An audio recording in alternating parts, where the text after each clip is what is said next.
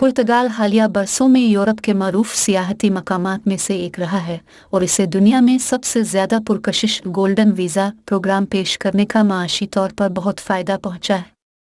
ये दोनों पहलू इस मुल्क के मॉडल में कलीदी अहमियत के हामिल रहे हैं, जिसकी वजह से वो 2008 के माशी बहरान के बाद मुल्की मईशत की बहाली में कामयाब हुआ और इसे तरक्की के नमूने के तौर पर देखा गया। इसके बावजूद कई तज्जियाकारों का कहना है कि सयाहों की आमद में तेज़ी और नाम निहाद विस्टोगोल्ड का गोल्डन वीज़ा इस संगीन रियल एस्टेट बहरान की भी बुनियादी वजह बना, जिससे ये मुल्क इस वक्त दो चार है। घरों की कीमतें इस हद तक बढ़ गई हैं कि ये खुद पुर्तगालियों के लिए भी नाकाबिल बर्दाश्त हैं। इसलिए गुज़िश्ता हफ्ते वज़रा की काउंसिल ने हाउसिंग प्रोग्राम के तहत रियल एस्टेट सेक्टर में कीमतों के इजाफे के खिलाफ लड़ने के लिए इक़दामात का ऐलान किया है। इन तब्दीलियों में सयाहों के इस्तेमाल के लिए अपार्टमेंट्स के महदूद लाइसेंस और गोल्डन वीज़े का खात्मा शामिल हैं, जो रियल एस्टेट की खरीदारी, ज़्यादा सरमायाकारी या मुलाजमत की पैदावार के बदले यूरोपीय यूनियन से ताल्लुक़ न रखने वाले लोगों को पुर्तगाली रहाइश की पेशकश करते थे।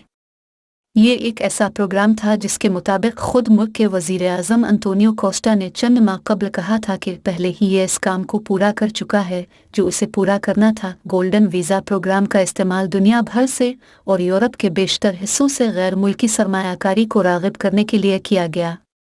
दुनिया भर के लोगों को पेश किए जाने वाला गोल्डन वीज़ा प्रोग्राम ऐसे लोगों की हिमायत करता है जिनके पास बहुत ज़्यादा सरमाया होता है और इसके तहत उन्हें इस मुल्क में रहने की जिम्मेदारी के बगैर उसके फ़वाइद तक रसाई हासिल होती है। पुर्तगाली इमिग्रेशन एंड बॉर्डर्स सर्विस के मुताबिक ये वीज़ा प्रोग्राम पुर्तगाल में सना 2012 में नाफिज हुआ था और उसके बाद से मुल्क ने 7 अरब अमरीकी डॉलर से ज़्यादा रकम इकट्ठी की है, जिसमें से 90% रकम रियल एस्टेट के शोबे में गई है। बरतानवी कंसल्टेंसी हैनली एंड पार्टनर्स ने सना 2022 में मुख्तलिफ ममालिक की जानिब से पेश किए जाने वाले गोल्डन वीज़ा पर एक मुताला शाये किया, जिसमें 40 से ज़ायद ममालिक के गोल्डन वीज़ा प्रोग्रामों का मुवाजना किया गया और गैर मुल्की सरमायाकारों को सबसे ज़्यादा सहूलियात फराहम करने के मामले में पुर्तगाल पहले नंबर पर आया। इसका फ़ायदा बुनियादी तौर पर चीन के शहरियों ने उठाया, जो मंजूर शुदा 11,500 रिहायशी को मिलने वाले इजाज़तनामों में से तकरीबन निस्फ थे। लेकिन यह इक्तिसादी फ़ायदा तनाज़े से मुबर्रा नहीं रहा। यूरोपीय यूनियन ने उन प्रोग्रामों को मनी लॉन्ड्रिंग, टैक्स चोरी, दहशतगर्दी की माली मुआवनत, बदउनवानी और मुनज़्ज़म जराइम की दरअंदाजी के लिए इस्तेमाल होने के ख़तरे के पेश नज़र महदूद करने की कोशिश की है। यूरोपीय पार्लियामेंट के कमीशन ऑफ सिविल लिबर्टीज़ के लिए ये उन निज़ामों के ज़ैल में आते हैं जो अखलाक़ी, कानूनी और इक़्तिसादी नुक्ता नज़र से काबिल एतराज़ हैं। पुर्तगाल में भी बहुत सी आवाज़ें शुरू से ही इसके नफाज के ख़िलाफ़ थी और उनका इस बात पर इसरार था कि यह मुल्क के लिए फ़ायदामंद होने से ज़्यादा नुकसानदेह साबित हो सकता है। बतौर ख़ास उन्हें रियल एस्टेट मार्केट पर होने वाले असरात के ज़िम्मे में ख़दशा था। मज़ीद हाउसिंग प्रोग्राम में शामिल दीगर इक़दामात को अगले माह मंजूर कर लिया जाएगा और उसकी वजह पार्लियामान में उन्हें हासिल मुकम्मल अक्सरियत है।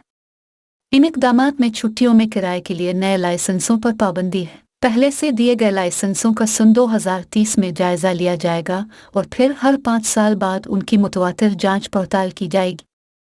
वो वीज़े जो पहले ही दिए जा चुके हैं, उनकी तजदीद सिर्फ इस सूरत में की जा सकती है जब घर खरीदने वाले इसमें रहते हैं या उनकी औलाद में से कोई वहाँ रहता है, अगर वो इसे तवील मुद्दती किराए के बाज़ार में पेश करते हैं।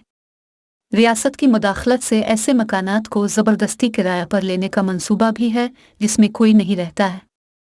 ये वो इख्तियार है जिसकी वजह से सबसे ज़्यादा तनाज़ो पैदा हुआ है, क्योंकि इसके तहत रियासत किरायों में सालसी कर सकती है और कीमत कायम करने और किराया न अदा करने की सूरत में इसका चार्ज लेना शामिल है।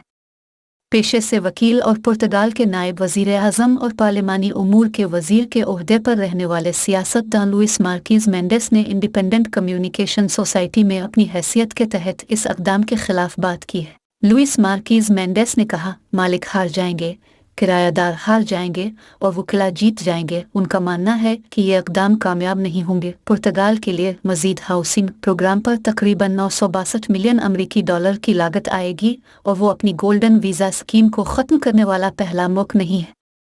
एक साल पहले फरवरी 2022 में और रूस के यूक्रेन पर हमला के ख़तरे के पेश नज़र बरतानिया ने इसे एक गैर कानूनी माली एआनत और धोखाधड़ी के ख़िलाफ़ जारहाना कार्रवाई के एक हिस्से के तौर पर ख़त्म कर दिया।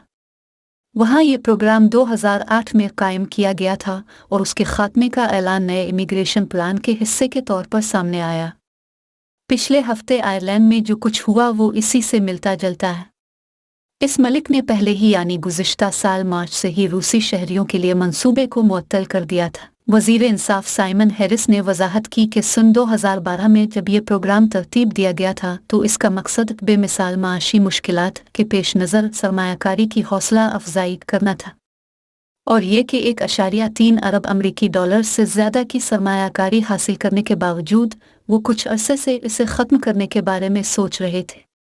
गोल्डन वीज़ों का खात्मा दूसरे ममालिक में भी सामने आ सकता है, जैसे स्पेन, जहां जायदाद की खरीदारी के लिए इकामती निज़ाम को ख़त्म करने के लिए कांग्रेस में पहले ही एक बिल पेश किया जा चुका है।